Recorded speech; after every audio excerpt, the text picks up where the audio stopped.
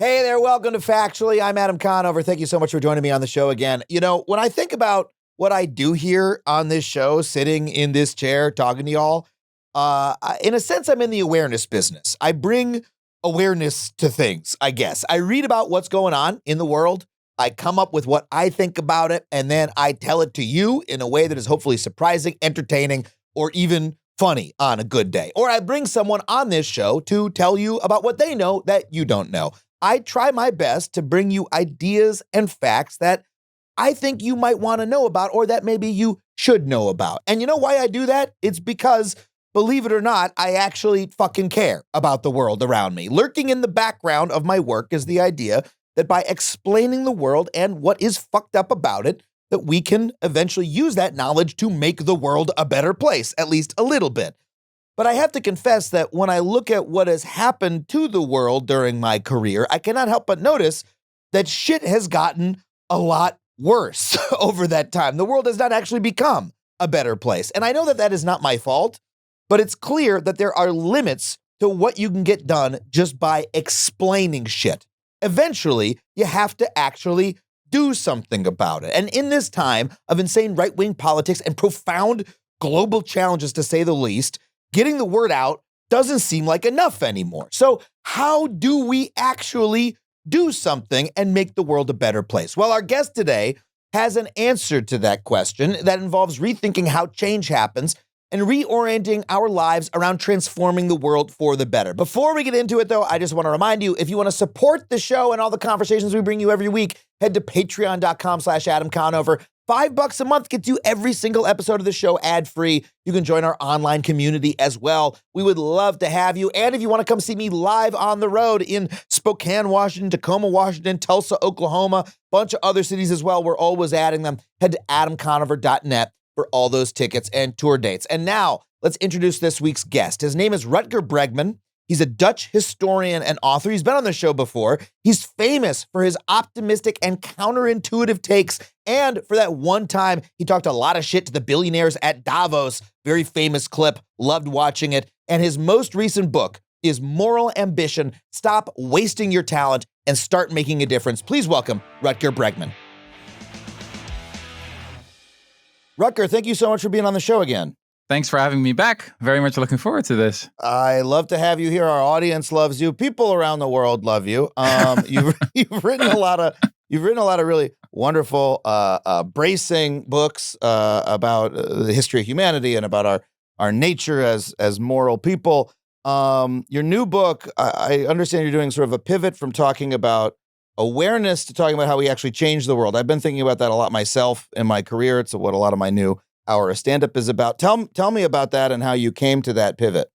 So I spent about 10 years of my career in the awareness industry. I've recorded many, many podcasts, I must confess. So what is this industry? Well, the idea is that you give your opinions, you give your takes, you provide commentary, you stand on the sidelines, and then you hope that some other people who are actually in the arena do the good work of making this world a better place. You're describing my career as I've spent the last 10 years. I say, here are the problems of the world. And at the end of the episode, I say, here's what you can do to fix them. Yeah, exactly. And it's not so hard. We can just pitch in. And then I've been doing that for over a decade. And then I looked around and I said, oh, nobody did it, though. I made the show, but we didn't actually do any of the shit that we've all been proposing. Yeah, not enough, at least. Yeah. And I honestly had a little bit of an early midlife crisis. I think I was 33, 34, and I was like, is this it? Is this enough? My previous book, as you know, was a very hopeful book about the history of humanity. And at some point I started seeing these pictures of people on Instagram reading the book saying, oh, life is wonderful. Humans have evolved to work together. We're pretty decent. Don't worry, be happy. Stop following the news. Everything will be fine. Oh. And I was like, oh, I've created a monster. So that's why this book is a little bit different. The previous one was a warm hug, and this one is a cold, refreshing shower. Because you felt that, that book was about how, humans are not horrible creatures and how we're sort of evolved to be altruistic and to some degree. But you felt that this was having soporific effect on people that they were just like, okay, well, history will take care of itself then. I don't need to do anything. Yeah, I think it could become an excuse for a certain kind of complacency. Yeah. I honestly saw that in myself as well. I looked in the mirror and was like, well, here you are, writing these articles and books and going on a book tour, and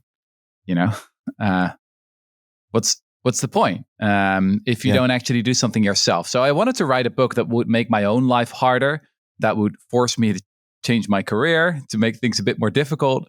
And it honestly started with studying the great moral pioneers of the past. I was reading a lot about the abolitionists, about the suffragettes, and I started experiencing an emotion that I like to describe as moral envy. Again, you're standing on the sidelines and you're looking at the people in the arena taking the hits with the sweat on their forehead, and you're like, if only I was like that, then my life would have so much more meaning. That's how it got started. Initially, I envisioned writing a big book, at 500 pages about the abolitionists, the suffragettes, the civil rights campaigners, and what they had in common and what we can learn from them. But I had finished the first part about the abolitionists, mainly the British abolitionists, because they were the most successful ones. And I thought to myself, you know what? I can finish this book when I'm 60 or 70 or something. I gotta do something. I gotta try and build something. I gotta find myself some co-founders, ambitious idealists who want to build this movement of people who really want to dedicate their careers to some of the greatest challenges we face as a species. The irony, of course, is that I knew that I still had to write a book, because books are great excuses to go on a publicity tour. And that's what you need. If you have a startup, you need some initial traction. So here I am, Adam. Wait, so what was the startup? You started tell me about it. You started an organization. Yeah, it's called the School for Moral Ambition. And we like to see ourselves as the Robin Hoods of talent. So Robin Hood famously took away the money from the rich and gave it to the poor, which is a very worthwhile endeavor. But we take the talent away from these big corporations and we give it to the most important causes of our time. So this is what I immediately talk about in the first chapter of the book, is that this waste of talent that is currently going on is the biggest waste of our era. There's one estimate from two Dutch economists who looked at a huge amount of data from more than 40 countries, and they've shown that about 25% of people in modern economies think that their own job is socially meaningless. And of course, I'm not talking about the teachers and the care workers and the nurses. No, I'm talking about people with fancy LinkedIn resumes who went to excellent universities, who are maybe a consultant or a HR employee or a banker or whatever. Marketing. And they spend a lot of time in their cubicles, but they could go on strike and no one would really care. Now, that waste of talent is very sad, especially as the world burns. Yeah. So we liberate these people, we remove the golden handcuffs, and we help them to build a legacy that actually matters. These are people who are doing their job, but while they're doing it, they're thinking, nobody needs me to do this. It would be fine if this job didn't exist. Who gives a shit?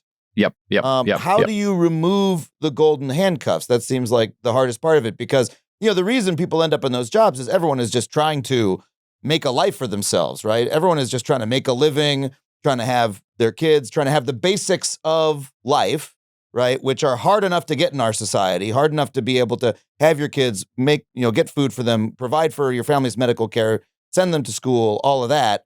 And so a lot of people just feel lucky to have a job. And that's why they end up doing that job, that it's socially meaningless, but at least I, can go to the movies and eat and sleep under a roof.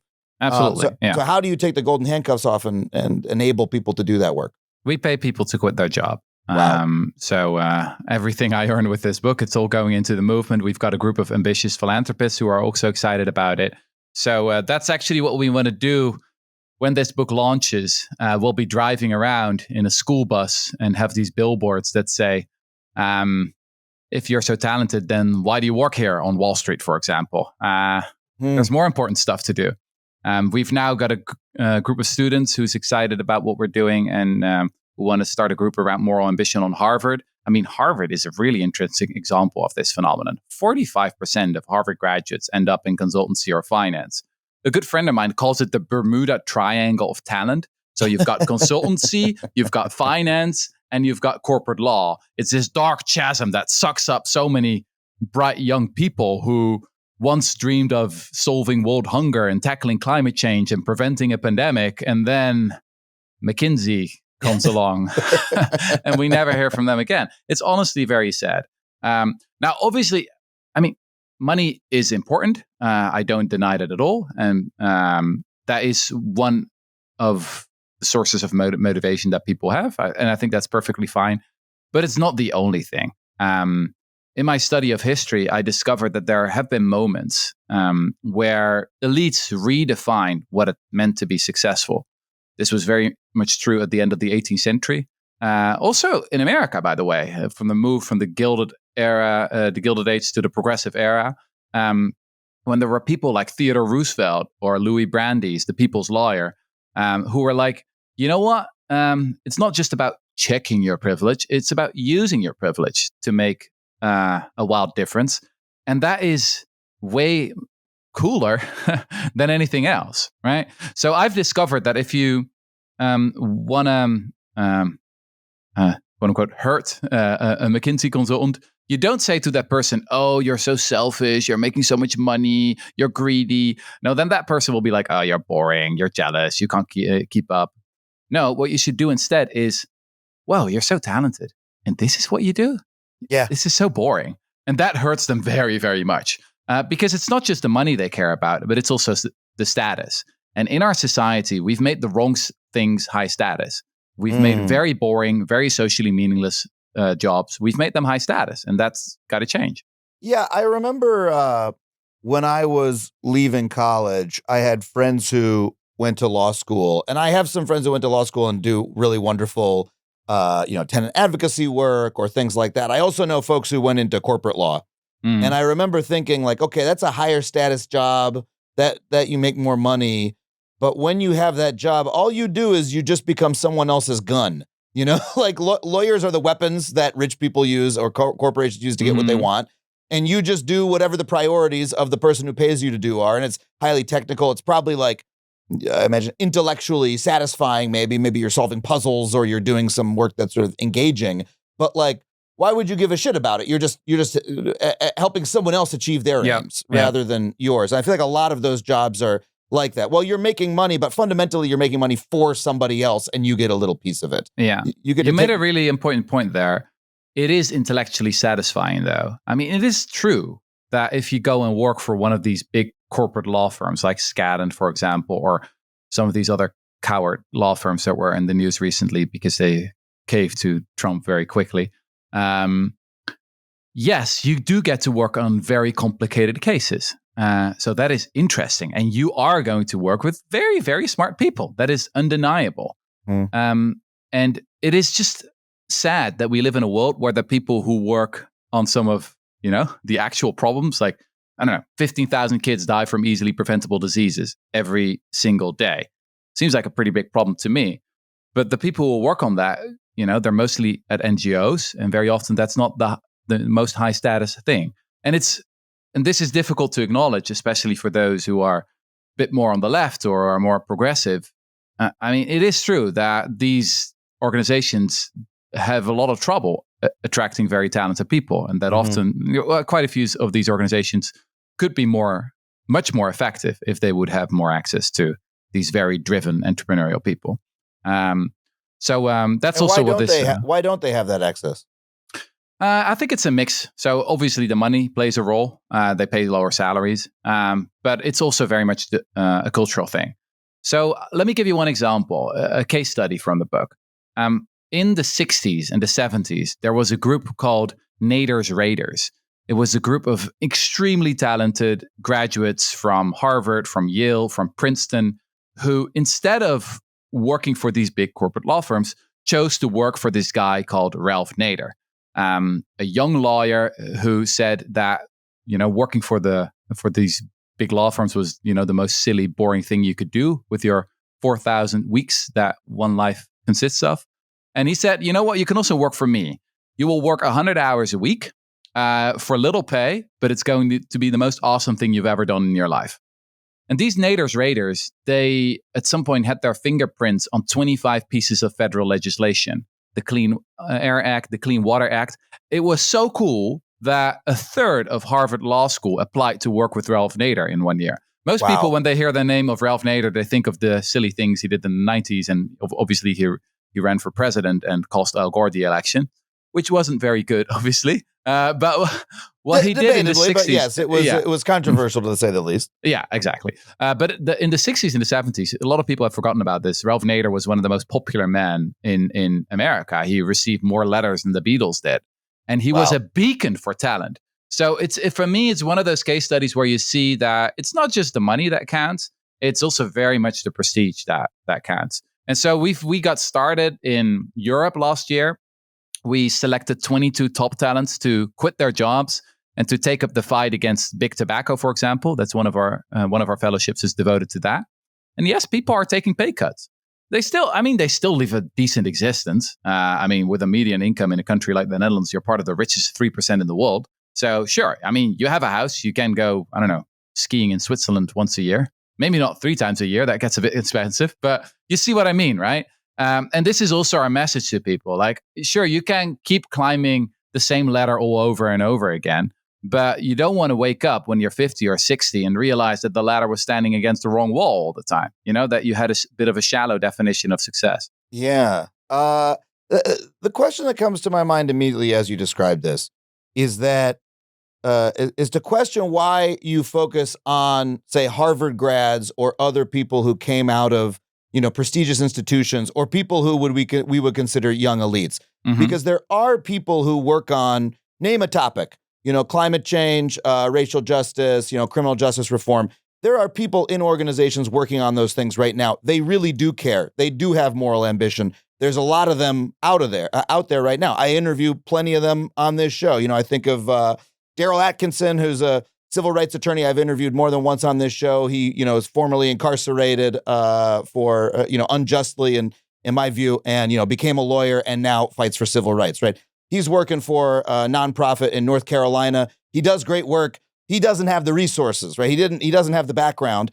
Why does he do the work? Why does he have the moral ambition to transform politics and criminal justice in North Carolina? It's because he was directly affected by it. It's because that was his life, And so I guess what I'd push at a little bit, I'd love to hear you answer, is why empower a Harvard grad who went to a private school, then they went to Harvard. Now they're sitting around going, oh, my life has been pretty great. I've had an easy ride. Why don't I go work on Wall Street? Oh, no, here's Rutger. Okay, yeah, sure, I'll go work on criminal justice reform or whatever it is, versus going to someone like Daryl or someone who is directly affected and disempowered by our current system and saying, hey, here's $500,000 for you. Or here's, why focus on those highly educated folks? Well, God bless the people who are already doing the good work. And I'm very glad that they don't need me. Half of the country already works in what we call an essential job during the pandemic, right? Mm-hmm. The people, if they would go on strike, the garbage collectors, for example, that would be a disaster. So they don't need a sermon from me about moral ambition. The reason I talk, quite a lot about these Harvard grads or, about other people with a lot of wealth, privilege, status, networks, is because I'm really fucking angry at them. They should be using what they have to do much more good. And indeed, it's not just about how you spend your time on this earth. It's also about your capital. I find it insane to see that you have so many of these people, who call themselves like philanthropists, but what they do is just donate a fraction of their wealth to vanity projects, to stick their name on some rich museum or something like that. And it's just deeply frustrating. Look, we always work with people who are already active in the field. So for example, when we started working on fighting big tobacco over in Europe, we partnered up with about a dozen host organizations of people like, the person you just mentioned, who are already doing the work. And yes, who are very happy that they get more allies to work on this. And by the way, I think it is also important that you find people who do it for the right reasons. So the honest reality is also that if we go back to a company like McKinsey, most people there are probably not suitable for one of our fellowships, either because they're not smart or good enough, but also because they are not, genuinely idealistic enough. But there are a lot of good people walking around there with a hole in their soul, wondering, how do I get out? What has happened to me? Can someone please? And yeah, we love to help those people. So you're trying to get, it's a little bit of a tough love approach of like, hey, what the fuck are you doing with your time? Why are you wasting the privilege that you have? Like, that's offensive to waste the advantages that other people don't have, and you're just using it to make someone else rich or waste your time and make your life more comfortable. Yeah, that's one thing. And also at the same time, acknowledge that, as Margaret Mead, the anthropologist, once said, it is small groups of thoughtful, committed citizens that can change the world. In fact, it's the only thing that ever has. So we do really believe that if you're very selective, a little bit like, say, Y Combinator, for example, the most prestigious startup incubator in Silicon Valley. They spent so much time in recognizing talent, but then that talent goes on most of the time to just make money, right? Yeah. Which I don't have anything against, but then at some point it would be nice if you use that money to do a lot of good. And the other thing is that we don't really believe in the model of following your passion. This is what most people do. They spend a lot of time gazing at their navel, or they only look at their own life and think, okay, what is my mission in life? Yeah. Instead, we prefer the Gandalf-Frodo model. Gandalf never asked Frodo, hey, Frodo, what's your passion? He said, look, this needs to happen. This needs to be fixed. You got to throw that ring into the mountain. Otherwise, we're all dead. You're the only one who can do it. We need you. Yeah. Yeah. And so we use so-called prioritization research. This is a new branch of social science. Researchers who spend a lot of time thinking about what are some of the most solvable, sizable, and also sorely neglected issues that we face in the world right now. Because a lot of people work on the same stuff because it's in the news. Climate change, for example. We've now got millions of people working on battling climate change, which is great. I'm very happy about that. But then we advise to look for the most neglected bits of that fight. So, for example, clean electricity is already doing quite well. Batteries are improving rapidly. But the food system is still, a headache. It's 20% of emissions. It's a fifth of the problem. And so far, governments have only invested about 1.5 billion in government R&D for alternative proteins, which is like tiny compared to other investments. And there are very few people working on sustainable alternative proteins that will help us to build a much more sustainable food system. So this is just an example of the way we like to think. We're always like, okay, what would Gandalf say? What is like the neglected important thing that maybe isn't sexy today, but that we ought to make sexy? Folks, this episode is brought to you by Ground News. Look, there's a lot of news out there. A lot of it's bad. A lot of it's confusing. Sometimes trying to get through our information ecosystem feels like you're trying to blaze your way through a thicket using only a dull machete. Well, guess what? You need a sharper tool to help you out, and that tool is called Ground News. Ground News breaks down news sources into which ones are left, which ones are right, which ones are center. They even give you a factuality rating for every source so that you know exactly where your information is coming from. It's kind of like a nutrition label on the back of a box of cereal, except it's for the cereal you put in your brain. Don't think about the metaphor too hard. It breaks down after a little bit, but Ground News is still really great, and we use Ground News on this very show you're watching right now in our research process. We love it, and I think you are going to love it as well. So if you want to check it out and get that bias and factuality rating for all the news you consume, head to groundnews.com/factually, and you can get 40% off a subscription. That's right, 40% off if you go to groundnews.com/factually. Folks, if you're paying rent and you're not getting rewarded for it, you are missing out. Built lets you earn points just for paying rent, points you can actually put towards travel, dining, and more. There's no cost to join, and just by paying rent, you unlock flexible points that can be transferred to your favorite hotels and airlines, a future rent payment, your next Lyft ride, and more. When you pay rent through Built, you unlock two powerful benefits. First, you earn one of the industry's most valuable points on rent every month. No matter where you live or who your landlord is, your rent now works for you. Second, you can gain access to exclusive neighborhood benefits in your city. Built's neighborhood benefits are things like extra points on dining out, complimentary post-workout shakes, free mats or towels at your favorite fitness studios, and unique experiences that only Built members can access. And when you're ready to travel, Built points can be converted to your favorite miles and hotel points around the world, meaning your rent can literally take you places. Imagine that. So if you are not earning points on rent, my question is, what are you waiting for? Start paying rent through Built and take advantage of your neighborhood benefits by going to joinbuilt.com/factually. That's joinbilt.com/factually. Make sure to use our URL so they know we sent you, joinbuilt.com/factually. So how does, empowering more, people who would be wasting their time at McKinsey to work on food, for example, how does that help solve that problem? Because when I think about why doesn't food get solved, it's in terms of climate. Well, it's a massive logistical problem. People like meat. They like it in large quantities. They want it to be cheap. If the price of meat goes up, people will go crazy. We just saw what happened with eggs in the United States, right? Basically, a lot of people's analysis is that the entire election was about the price of eggs. So imagine if the price of chicken and beef went up.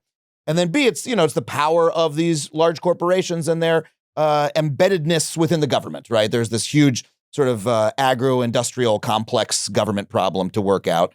It seems to be a problem of power. And so how does, taking some individual folks who are very talented, but investing them with moral ambition to work on this problem, how can we help tackle a problem of that size? It really depends on the specific problem you're trying to tackle. So if you're fighting against big tobacco, what we've discovered is that there's just an utter lack of awareness that this is the most evil legal industry out there.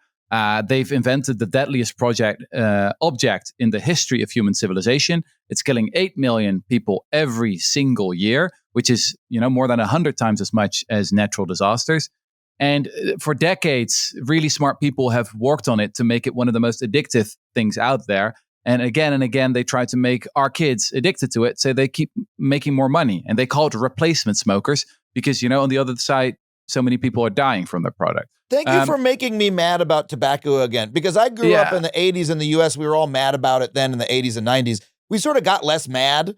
And you're reminding me about the huge moral travesty that this is exactly the thing. Yeah. People got to be fucking livid about this. And so if you see that people aren't angry enough, we've realized, you know what? We're going to recruit a bunch of utterly brilliant marketeers. Actually, one of them in our cohort in Europe actually used to work for Big Tobacco.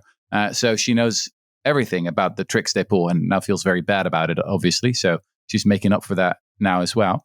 So it just depends on the problem. With food, well, actually, these McKinsey people can be quite useful in that regard, because here what you need is not much more polarization. The debate is already so polarized. And if things are really polarized, well, that's good for the status quo. Then nothing happens, right? So what we realized is that we actually needed to build coalitions. There are a lot of more conservative or more right-wing people who also think that the current system is broken and that we need more options on the menu, that it makes sense to invest in alternative proteins. Maybe not because you care so much about the animals, but maybe because you care about food security. And anyway, my book is full of those kind of examples, also of the abolitionists, for example. People today think, the abolitionists, they spend all their day saying slavery is bad, slaveholders are evil. Not at all.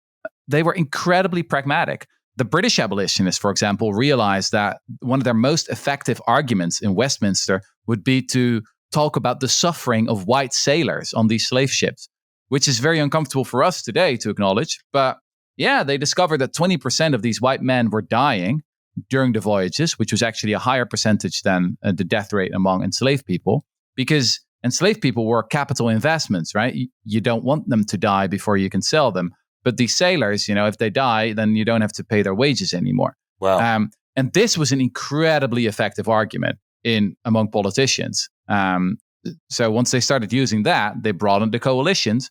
And then it became much easier to finally abolish the slave trade in 1807, which Britain then did.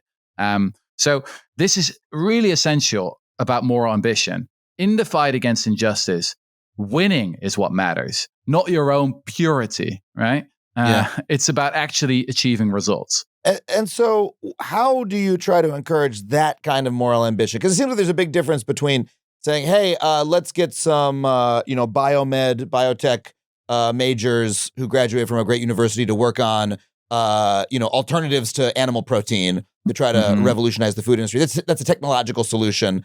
And hopefully we get it soon enough and it revolutionizes the food industry. But abolition, that's a straight up moral argument. There's not a technological solution to it. It is a matter of sort of uncompromising activism to a certain extent, right? Like, so how do you encourage folks to take that sort of stand? So I always find it annoying when people say, "Oh, it's my method. That's the only one that really works." So sometimes you have Extinction Rebellion climate activists, for example, who say, "Oh, we only need more activism." And then you have climate entrepreneurs who say, no, we just need more startups. And then you have lobbyists who say, no, we need more people in the back corridors of power. Well, maybe it's all of those things, right? Yeah. And maybe it depends on, the specific timing of what you're doing. Maybe sometimes a certain method is super effective, and then another time it totally backfires. It depends. And what we do need is an entrepreneurial mindset, and we need to be flexible. Think hard about what works right now. That's my very simple framework here. I also believe that people can be quite radical in terms of principles. So, I mean, I'm pretty much vegan myself. Factory farming is one of the issues I care about most in the world, but I don't spend much time shouting "Go vegan" at people because I just don't know. It doesn't work all that well, unless I shout it at my best friends and make them feel really bad. But in in terms of in a public debate, for example, we've done that for 50 years, and the animal rights movement hasn't made much progress. So then, at some point, if you're morally serious, then you think, hey, if we've been slamming our head into the wall for 50 years and we're still here, maybe a change of tactic is needed. And we've seen other examples of moral revolutions happening because of technology. In the book, I talk about the second wave of feminism in the 60s and the 70s. Obviously, the invention of the birth control was absolutely essential there.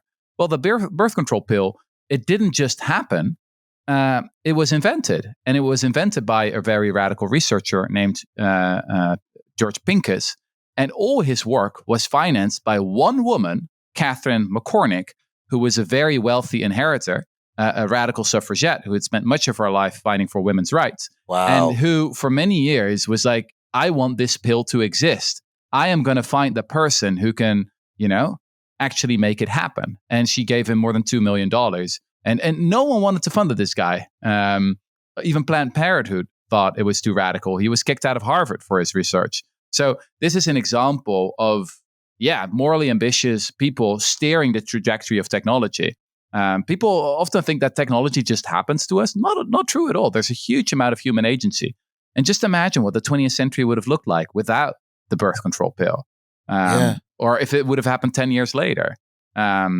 So, I think we can do that again. And I think it's highly likely that if we have enough morally ambitious entrepreneurs and philanthropists pushing these innovations in the field of alternative proteins, then maybe 30, 40, 50 years from now, we will have incredible alternatives that are cheaper, that are healthier, and that taste just as good or even better. And then at some point, we will look back and say, oh my God, people killed and ate animals. What the fuck? Right? That is like so deeply immoral. That's a really great answer. I didn't know that story about the birth control pill. That's amazing.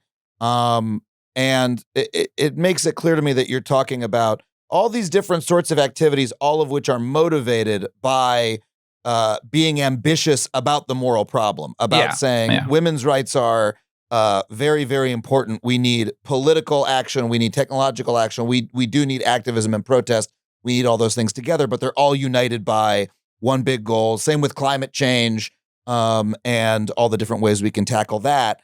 But I actually really like you bringing up animal rights because I care about that issue as well. I've also felt that the simple demand, hey, just go vegan, is a very self-satisfied one sometimes. Like I know many vegans. They're wonderful people. I'm not shitting on vegans.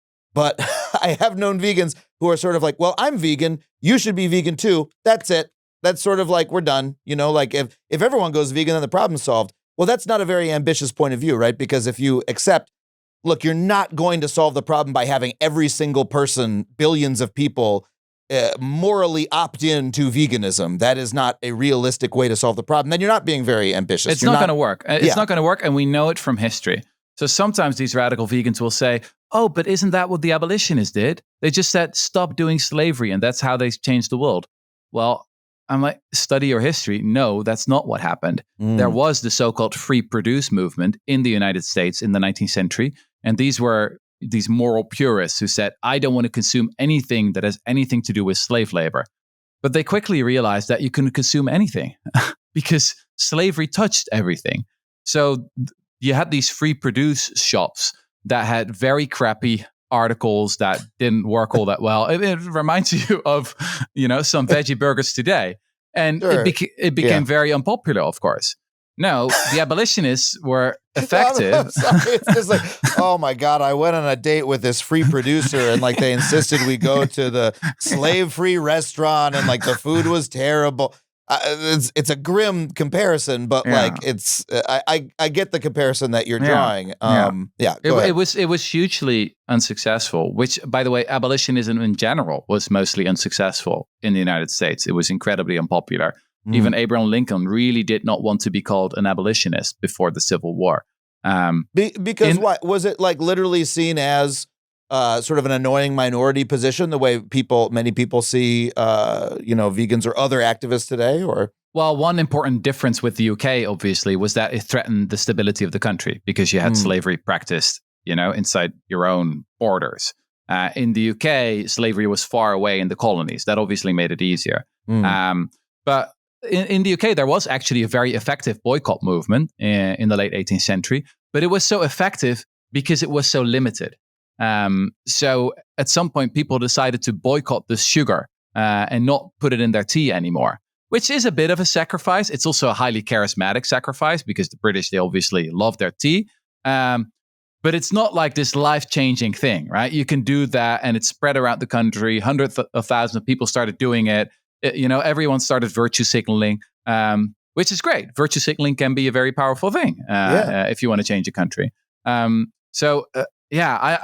I think that the animal rights movement has so much to learn from abolitionism, and they're not what you think happened, but read the books about what actually happened, because it's very different than often what people think. Yeah, I cut you off earlier. I just want you to connect the thought where you were saying, Abraham Lincoln didn't want to be associated with the abolitionists. It was not popular. Right. So then how did abolitionism in the U.S. finally win, according to, the way you tell the story? So the U.S. was quite late to the game in the 1860s. Other countries had already abolished slavery. And indeed, it took a civil war. I think the more interesting case study is what happened in the United Kingdom, because the United Kingdom really played the central role in the fight against the international slave trade. At some point, they spent 2% of their GDP, which is more than 4 times as much as what they today spend on development aid, and which is a zillion times as much as what the US spends now, because they don't spend anything anymore, I think.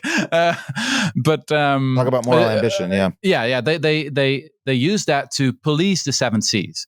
In the 19th century, the United Kingdom was the most powerful country on the seas, had the biggest navy, the Royal Navy, and they hijacked 2,000 slave ships. They liberated 200,000 enslaved people. They forced many countries, including the country where I'm from, the Netherlands, to stop engaging in this industry. Now, why did this happen? That's the question that I was so fascinated by, and I became convinced that it was a very contingent thing. That it really was a small group of very dedicated entrepreneurial people who decided to change their definition of success. Of the 12 founders of the British Society for the Abolition of the Slave Trade, only 1 was a writer, 1 was a lawyer, and 10 were entrepreneurs. So these were people who knew how to get shit done. The best book that's been written about this is by Christopher Leslie Brown, an American historian, and it's called Moral Capital. After the loss of the colonies, the UK was in a bit of not a midlife crisis, but a crisis of meaning. People were like, what is the point of this country if we don't have, the 13 colonies anymore? And then abolitionism became their new big thing. It gave them a way to feel morally superior. And it was very effective. This is another one of those lessons that I've drawn from studying history. It's very often in history, the right things happen for the wrong reasons. And very often you will encounter moral pioneers who were motivated by a mix of things. Yes, almost always genuine idealism and altruism, but very often there's quite a bit of vanity involved as well, which is, I think, fine as long as, the good things happen. And that very much did happen in the UK back then. So and by the way, I love that I asked you about the U.S. and you were like, "Oh no, the U.S. is actually not the example. You guys did it bad. You did a horrible. You had to fight a war." Yeah, sorry. The UK was actually what I'm talking about. Fair point. It took us hundreds of years, and we could talk about the history of abolition in the U.S. and plenty of heroes. Well, I gotta say, it did actually get started in the U.S. So the most important group, religious group, were the Quakers. And the Quakers were these very weird Protestants. A radical sect, if you will, who deeply believed in the equality of all people. So they even allowed women to preach, for example, in their churches, but there were meeting houses. And they were the first ones, they were the first religious denomination to turn against the slavery and the slave trade. It's only once they started working together with others, like the evangelicals, for example, that they really start to make a difference. But quite a few of these first Quakers were Americans. So the very first abolitionist in the US was a very strange man, a dwarf named Benjamin Lay. He was a little bit like the Hunchback of the Notre Dame. He had even been kicked out of 4 Quaker meetings. He was that radical. And he lived in the hills of Philadelphia basically as a vegan, even though that word didn't exist back then. And that's, by the way, one very striking thing is that a lot of these early abolitionists were also vegetarians or even vegans. Right. Which in a way it does make sense, because once you start expanding the moral circle, then why stop, right? Yeah. And I really see like this thread throughout history that starts with the abolitionists, which is the mother of all movements. And then many of these abolitionists also became suffragettes fighting for women's rights. And then that became the civil rights movement and the LGBT movement. And I think that the animal rights movement of today is the natural extension of the work that started 2 centuries ago. Have you ever Googled yourself and found your phone number, home address, even your family members' names just out there? That's not a glitch. It's something called data brokers. These are companies that collect and sell your personal information online without you even knowing it. And beyond just feeling creepy, this is actually dangerous, because if you've ever shared strong political opinions online, had a public-facing job, or just existed on the internet, you could be putting a target on your back.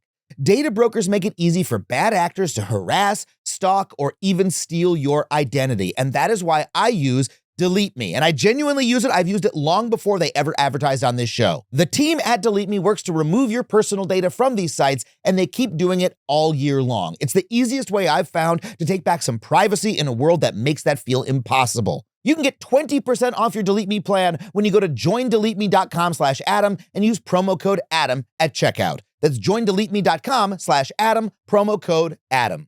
You know, folks, if you're listening to Factually, it's probably because you actually care about what's going on in the world, right? But keeping up with politics can be overwhelming. It moves so fast and changes so dramatically, it can feel nearly impossible to keep up. That is exactly why the NPR Politics Podcast is my go-to for decoding what's happening in Washington and what every decision might mean for you and me. Each episode breaks it down in a way that's easy to understand. This week, the NPR Politics Podcast is unpacking the first 100 days of Trump's presidency, what's already happened, what's coming next, and what could still change, and as always, what it means for you. And every day, the NPR Politics Podcast team will focus on one thing and boil it down to 15 minutes or less. Think of it as your political multivitamin, if you will. Personally, I find the show incredibly grounding. Host Asma Khalid and the NPR correspondents are clear, thoughtful voices in the storm of information around us, always insightful, always approachable. I always leave the show with a better understanding of what is happening in politics, which helps inform my work on this very show. So politics might move fast, but you can count on the NPR Politics Podcast to declutter it all for you. So listen now to the NPR Politics Podcast, only from NPR, wherever you get your podcasts. So you're talking about a time in American history when there was a lot of moral ambition, right, in this country and in the UK and in Europe.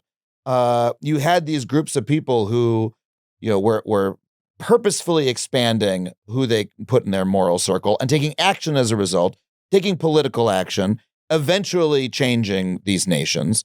Why do you think we have a lack of that moral ambition today? It certainly seems like there's less of it to go around.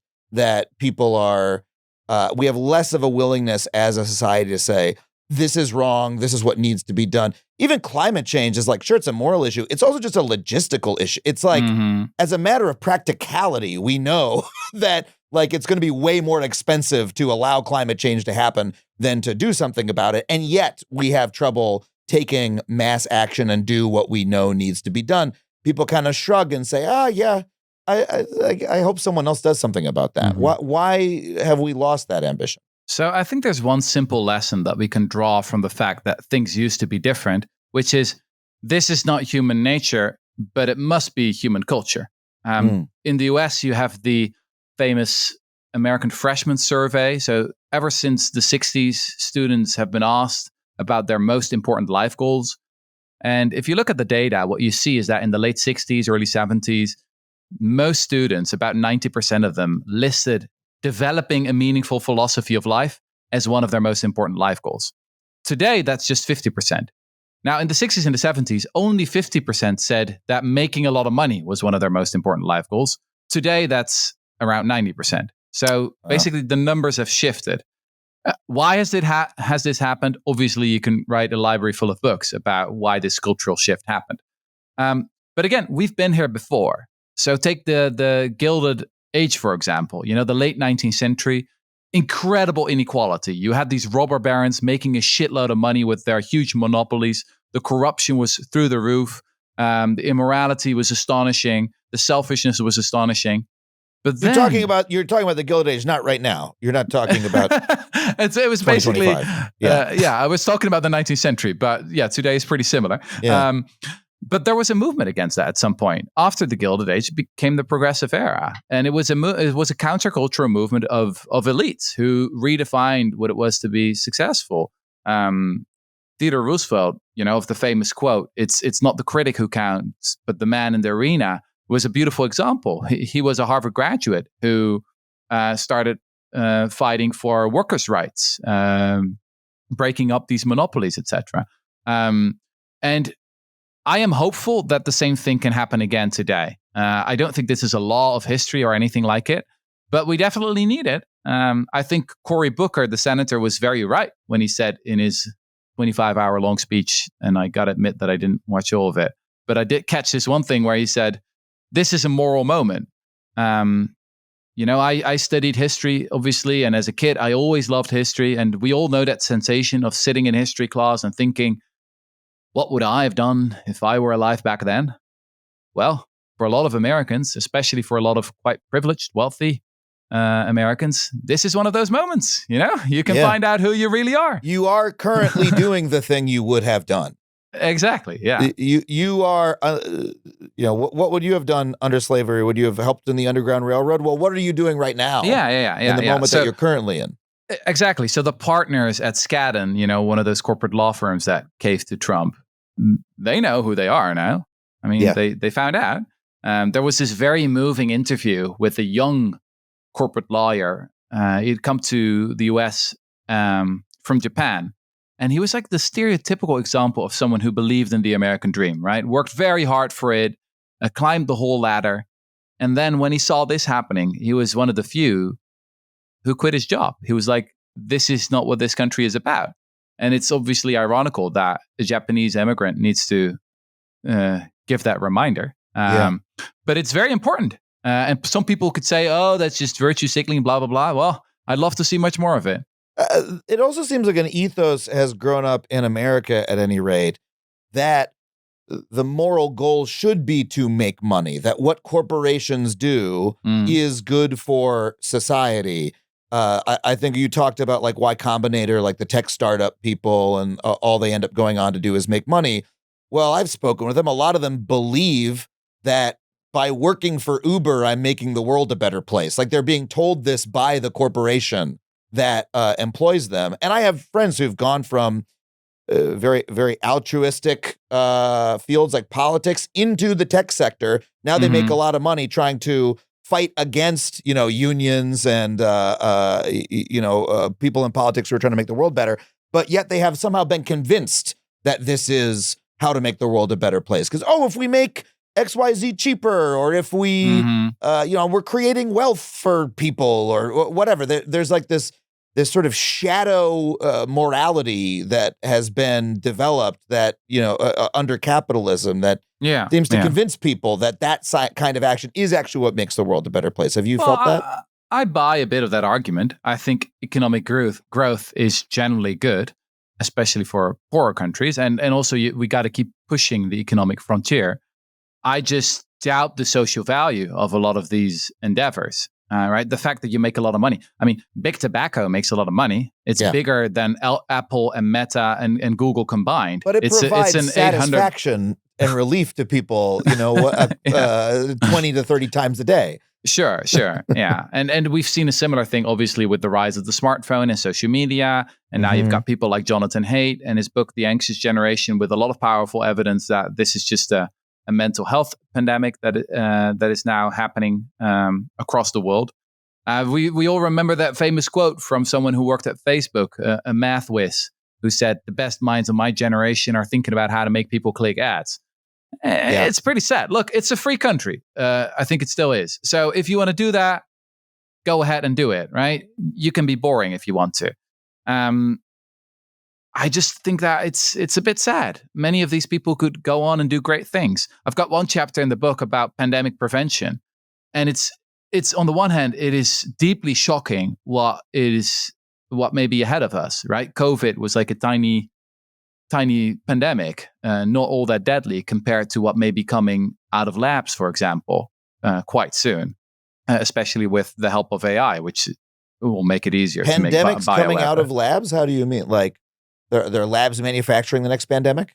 Well, I mean, bad people exist. In the 90s, there was a Japanese sect called Shrinkyo that at some point did a terror attack with sarin gas that killed a lot of people. If they would have had access to modern AI and to modern biotechnology, I mean, it's pretty scary. On the other hand, if we would have a lot more people working on shoring up our defenses, imagine if we would, have much quicker access to new vaccines. If we would produce vaccines for all the 25, 26, classes of viruses that exist. If we would have like antivirals that work as well against viruses as antibiotics works against bacteria. If we would have far UVC lighting, which is very promising, interesting new technology, the idea is that you would have, a specific form of light that does kill the germs, but is not harmful for human health. And we could install it in all LED lighting. There are so many promising things, just like the birth control pill. I mean, it's just waiting for people to do it, to make it. And then you see these people in the tech industry, working at Uber.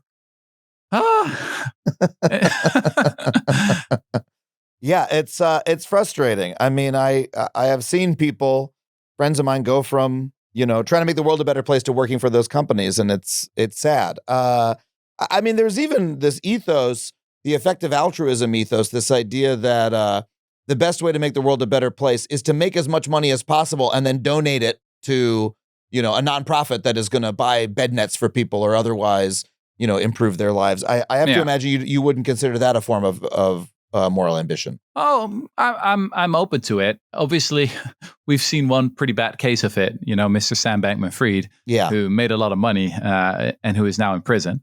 Yeah. So I would advise against going into unethical industries and then giving it away. Like they called it earning to give, and to me, it sounded like stealing from the poor to give it to the extremely poor, which is maybe net positive, but still not great. I mean, well, you have the stealing part of it, and you have the fact that the person doing the theft is the person deciding where the money goes. Seems unlikely that it's net positive. Yeah. But look, with the School for Moral Ambition, we are now launching an incubator for profit or founding to give entrepreneurs. So the idea is pretty simple. It's an incubator, hard to get into. We're looking for very driven, young, talented people who want to build a high growth startup and sell it for a lot of money after a few years. The one catch is that at the beginning of the program, they make a pledge to donate at least 50% of the money they make when they sell the company. because we have also seen that, again, for example, something like pandemic prevention or the fight against big tobacco or whatever, these are really underfinanced causes. So we do need morally ambitious philanthropists, entrepreneurs giving a lot more money to it. And what we've also discovered is that you make that pledge at the beginning of the journey, it's much easier to actually do it. I mean, you've probably heard about the Giving Pledge. Well, we're still waiting. I mean, even Bill Gates is not giving away his money fast enough if he really wants to give away. Really, according to the pledge. Yes. Well, and a lot of those billionaires who sign that pledge, they donate their money to a nonprofit that they and their family solely own and control, which is not charity in my book, although it might be in theirs. To donate. Yeah. Oh, yeah, I've donated all my money to the Bill Gates Foundation, which flies me around in a private jet to go to, Davos or whatever. Yeah. Well, I let me say something nice about Bill Gates because he's like the most prominent. You'll be the first person on this show to do so. Go ahead. Okay. I've got one chapter in the book actually about malaria, and it is uncomfortable to acknowledge, but the Bill and Melinda Gates Foundation played an absolutely essential role in developing malaria vaccines. They did that because others didn't just give a fuck. Even the most progressive governments like Norway, Sweden, Denmark, the Netherlands, they didn't invest all that much in fighting malaria, even though 600,000 people were dying from it every year, or back then actually 1 million. In between 1980 and 2020, 40 million people died from malaria, which is about as much as people that died in Europe during the Second World War. So I'm pretty glad that Gates did that. I also sometimes find it ironic that we really dunk on the philanthropists who are actually, in the media out there doing stuff, and that we're not angry at the people who are really wealthy and that don't do anything, right? Well, I think there are a lot of them. My critique, and I certainly dunk a lot in a cheap way, but the reason I do so is, my deeper critique is that the few billionaires who do so in a loud way, their donations are often more self-serving than they advertise. Bill Gates has done great work in malaria. He's also, a lot of it is a personal influence project and a personal brand building project. The man made a Netflix show about how great he is, a lot of it is that. And that provides cover for all of the billionaires who do nothing, right? Because it allows us to perpetuate an economic system in which the people who are at the very top get to call the shots. So what we end up doing is pleading with them, going to billionaires one by one saying, please, will you be a Bill Gates too? Like, we like Bill. Don't you want to be like him? And they get to shrug and say yes or no, or say, yeah, sure, I'll give a big donation, but then they'll give it to something that's actually bad because they have the power to, and no one has any power over them. Versus, what if we took some of their money away and allowed the affected people through democratically organized, let's call it a government, perhaps, to decide where the money goes, rather than begging one by one. And by the way, when you talk about moral ambition, I do think that there have been times in American history when, during the New Deal era, where the government, the democratically elected government, attracted all of that, high talent, right? High-powered people went to go. The New Dealers were this famous group of, highly educated, motivated folks who were not working for, a private philanthropist, but for, democratically elected government. So that's my critique of philanthropy broadly. I'm curious to hear you respond to it. So 2 things. Last week, I was at the annual conference of Patriotic Millionaires. It's a bunch of really wealthy people who want higher taxes on themselves. And that's obviously what we need. I went to Davos in 2019, the one time they invited me, and was just flabbergasted by all these people who keep, whining about their philanthropy, but don't actually pay their fair share in taxes. I saw you had a viral moment at that Davos conference. I believe that's the first time I saw you. Yeah. And it was a lot of fun. They never invited me back. Because you called them out on camera. It was a lot of fun to watch. At the same time, though, as a student of history, we talked a lot about the abolitionists. Who financed the abolitionists? It wasn't government. I mean, government, there were no New Dealer subsidies, whatever. I mean, they were fighting government. It wasn't the big multinationals who were financing it. No, they needed morally ambitious philanthropists. There was a guy named Gerrit Smith, or as we in the Netherlands like to say, Gerrit Smit, because he was actually a Dutch guy.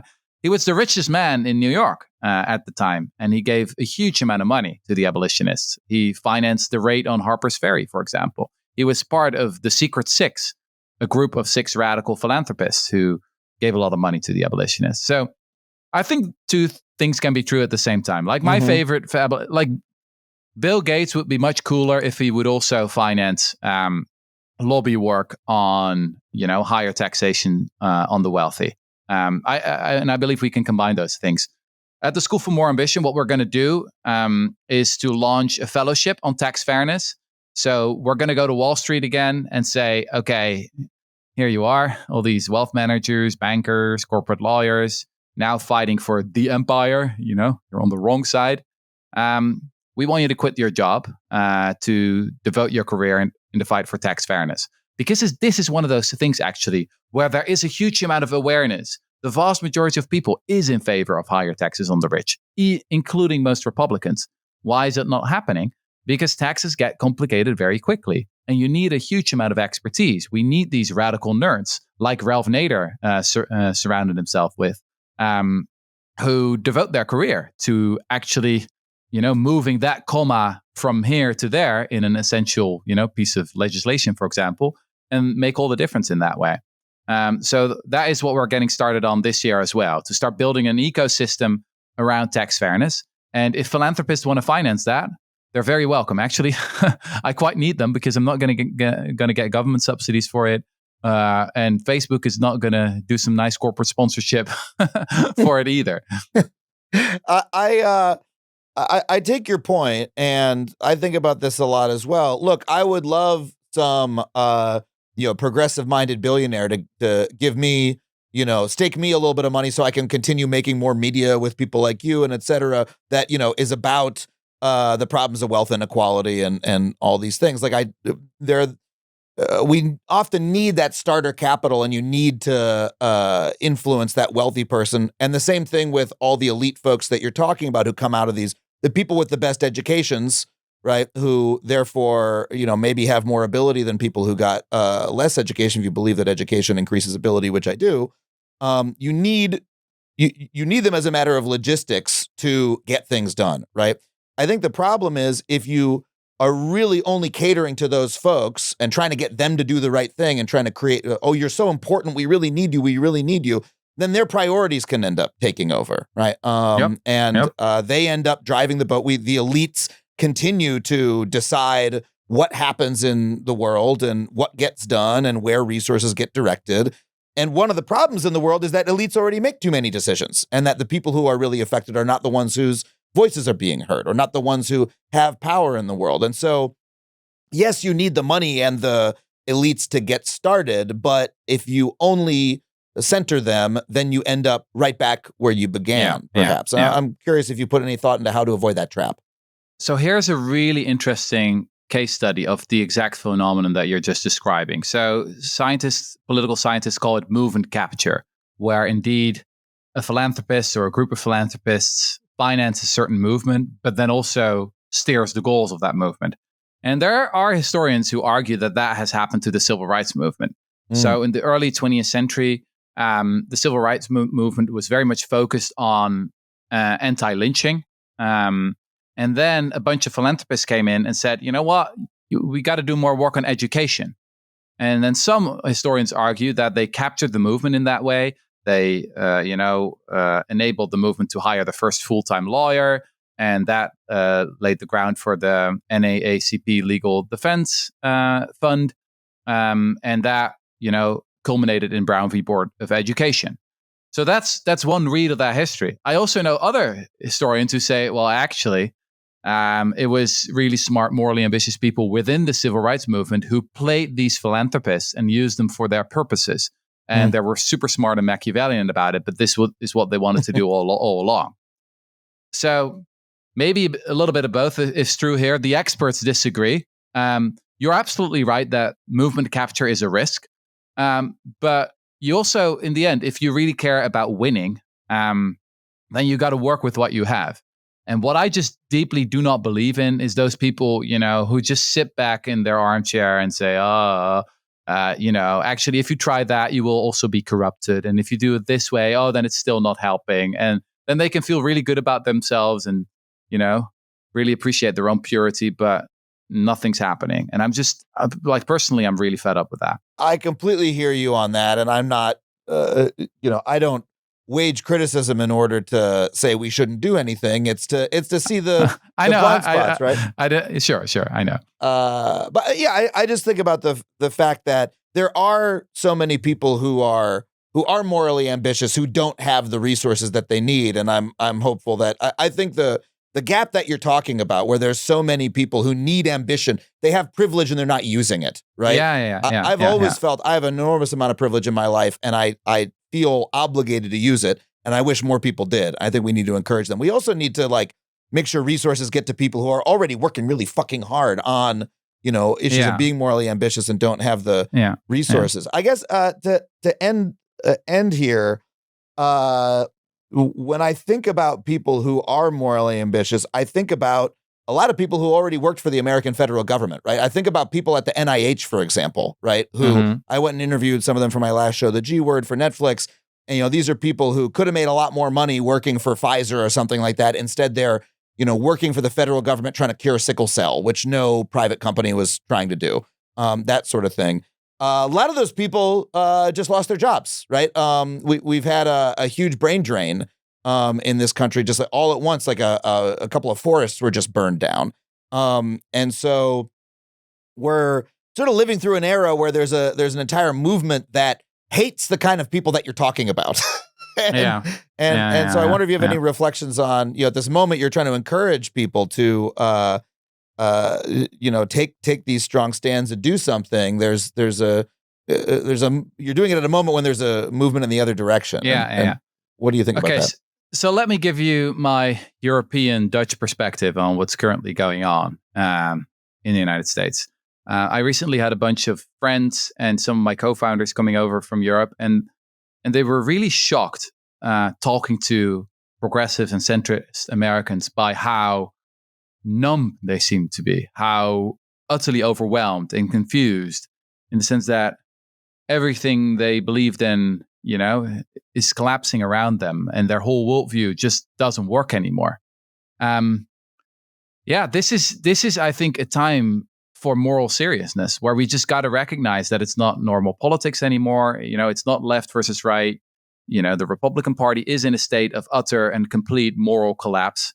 And that is a very painful reality to acknowledge. It's not 2015 anymore, where we can say, let's organize a nice TED conference. Let's, connect. Let's have a really good conversation about this. And then surely the country will come together. No, what needs to happen now is we need to learn from countries like Poland, for example, that also experience democratic backsliding, which is, as you know, it's a gradual process, right? It doesn't happen all at once. And what they did there very successfully is to build this huge coalition of all people from, the radical left to centrists who believe in democracy, who believe in the rule of law. But that really does mean that this is not a time for purity politics. We remember the days of the pandemic when so many progressive organizations were, fighting each other or fighting themselves, I remember this article in The Intercept written by Ryan Grimm, The Elephant in the Zoom, which was one of the shocking reads of back then. I read this, yeah. Yeah, and this was just before Roe v. Wade was abolished. The main pro-choice organizations were focusing on the enemy. They were, there was a lot of internal fighting going on. I remember this specific tweet from NARAL, one of the main pro-choice organizations, that said something like, if your feminism does not recognize how BIPOC people of blah, blah, blah are disproportionately harmed by, then it is not feminism. And I think that is one lesson we can learn from the Polands, from the Hungarys, is that we just don't have time for that kind of purity politics right now. We got to realize how urgent and serious the situation is, and build coalitions with people of all goodwill. I think that moment, there were a lot of, in those organizations, right? There were a lot of people who were those organizations, some of them needed to have those fights because the people within them were like, hey, I've been mistreated working here, right? Or that there's been like actual inequities that were real. The distressing part about working through that was that it ended up sort of being anti-solidarity within those organizations. That those organizations like descended into recrimination rather than being able to, solve those problems while maintaining a focus on their mission and on each other. That it became so divisive. But that's I have complicated feelings about those times because a lot of those problems were real. Absolutely. And we have made progress on quite a few of those problems, whether it's sexual harassment or the fight against racism. We have made progress, but we also got to acknowledge that there was a small group of very vocal bullies, that spread a lot of nastiness and toxicity. And I'm glad we're now, moving past that era. Hopefully so, at least. Yeah. I think that, as you say, like solidarity between, I'm a union guy, so I use the word solidarity all the time, but from, centrists all the way to leftists. And even you get some of the people on the right on your side if things are really going bad. That's like the only way to fight back against a backslide this large. That's really the only way to save democracy. And I think the situation is that dire. I think there's now a 1 in 3 or maybe a 1 in 2 chance that, you don't have a free country anymore, but it becomes like partially free. I already experienced this. It was a very weird thing. You saw people being disappeared in the streets. I think it happened in Boston just for writing an op-ed, which was like the most reasonable op-ed I've written. I've read in a long time, criticizing Boston University for not taking a stance against Israel. And you're just being picked up by people, in civilian clothes, thrown in a van and never heard from again. Literally. And I'm like, I'm an immigrant in this country. I'm on an O1 visa. I live in New York. Can I still say this? on the Factually podcast? Does this get me in trouble? Which is a very weird thing. Well, and it seems like I'm just talking about this in the context of your book because I'm a good podcaster and I'm trying to help you promote your thesis here. Yes. Let's talk about the book. Yeah. Well, no, you're talking almost forgot about it. You're talking about highly skilled young people having a sense of moral ambition and fighting for what they think is right and using their talents to do so. And what the Trump administration is trying to do is specifically to dissuade those people from doing so. They are trying to stop highly talented, motivated, moral young people from coming to America to make this country a better place. Like full stop, right? That is the reason they disappeared that tough student off the street was they were like, don't come here and try to, be a change agent in America. Like we will put you in a van and bring you to a frigid cell. And so the argument that you are making is really against the American government at this point. Yeah. And I maybe should also add, I really like this argument that people like Ezra Klein and Derek Thompson are now making. It's obviously an uncomfortable time to make this argument, but it is true that it has become more difficult to be really ambitious and idealistic within government. And that is also very much Democrats and progressives' fault. I mean, the reason a lot of talented people go to Silicon Valley is because you're allowed to build in the virtual world. Well, but in the physical world, especially in blue states, it's become really, really difficult to build because there are so many rules and procedures and so many privileged NIMBYs standing in the way. And we all know the case studies, high-speed rail in California, affordable housing. It is an indictment of Democrats that now rents are going down in Austin and people are leaving California. This should be the state of affordable housing, right? It should be the state where people go to build and to make things and to create things. It is not. And we can't just blame that on Republicans or other people that we don't share political views with. It's also,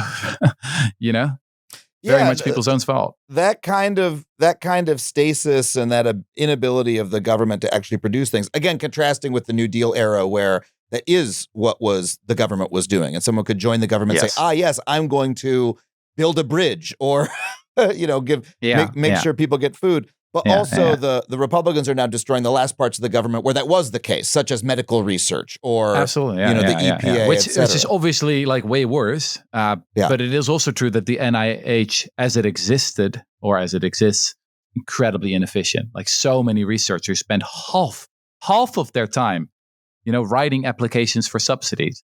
I recently saw this poll where researchers were being asked, if you could do whatever you wanted to do with the money you had, would you change what you do, right? Will you change your research project? And most said yes, quite radically. I mean, what is because science? Because they had adjusted their research in order to get a particular grant. Exactly. Yeah. Rather than us saying, okay, you're a very smart researcher, let us just give you the money. There are like too many steps of procedure. That's how innovation happens, right?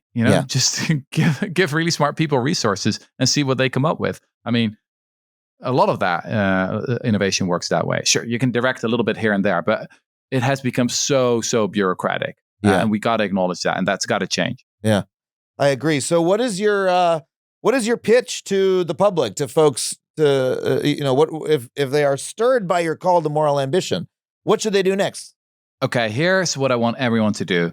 Go to moralambition.org and join the movement. We've got many thousands of members now. You're very welcome to start a Moral Ambition Circle. It's a group of 6 to 8 people who want to explore these questions together. We don't believe we have all the answers, but we do think that we are asking the right questions. So what are some of the most solvable and neglected issues out there? What are your super talents? How can you take the first step? How can we hold each other accountable? How can we build safe spaces for ambitious do-gooders? Places where you come and are inspired to do twice as much or 3 times as much as you're currently doing. Yes, everyone is welcome. And if you're really hardcore, you could even apply to one of our fellowships. That'd be great. And read the book, buy the book, give it to all your friends. All proceeds go to the School for Moral Ambition. Fantastic. Well, the book is called Moral Ambition. It's out May 6th. You can pick up a copy or pre-order it at our special bookshop, factuallypod.com/books. And Rutger, you already plugged the URL. You have anywhere else people can find you on the internet? RutgerBregman.com. Thank you so much, man. It's wonderful to have you here, and I can't wait for you to write another book so we can have you back. We can have you back before then, though, I'm sure. Yeah, it's going to take some time for the next book. Building an organization is a shitload of time, man. Hell yeah. But very much looking forward to the next one. Thanks for having me. Thanks so much for being here. Well, thank you once again to Rutger for coming on the show. If you want to pick up a copy of his book, that URL again, factuallypod.com/books. If you want to support the show directly, head to patreon.com/Adam Conover. $5 a month, every episode of the show ad-free. $15 a month, I'll read your name in the credits. Let's read some of those names right now. I want to thank Marcella Johnson, Matthew Bertelson, a.k.a. The Bunkmeister, Kelly Nowak, Anthony and Janet Barclay, David Sears, VG, Christian Brower, Tank Guy, Damian Frank, Matthew, Robin Miller, Griffin Myers, Oh No Not Again, Sam Biggins, Taylor Kennefic, BK, Ryan Kopselroth, Robin Ward, Alex Womack, Grant King, and 90 Miles from Needles. Thank you so much for your support. If you'd like me to read your name or silly username at the end of the show, patreon.com/Adam Conover to join them. Of course, if you want to come see me on the road, head to adamconover.net. Always adding new tour dates. Would love to see you out there. Give you a hug at the meet and greet after the show, after you see my brand new hour of stand-up comedy. I want to thank my producers, Tony Wilson and Sam Roudman, everybody here at HeadGum for making the show possible. Thank you so much for listening. We're going to see you next week on Factually. That was a HeadGum podcast.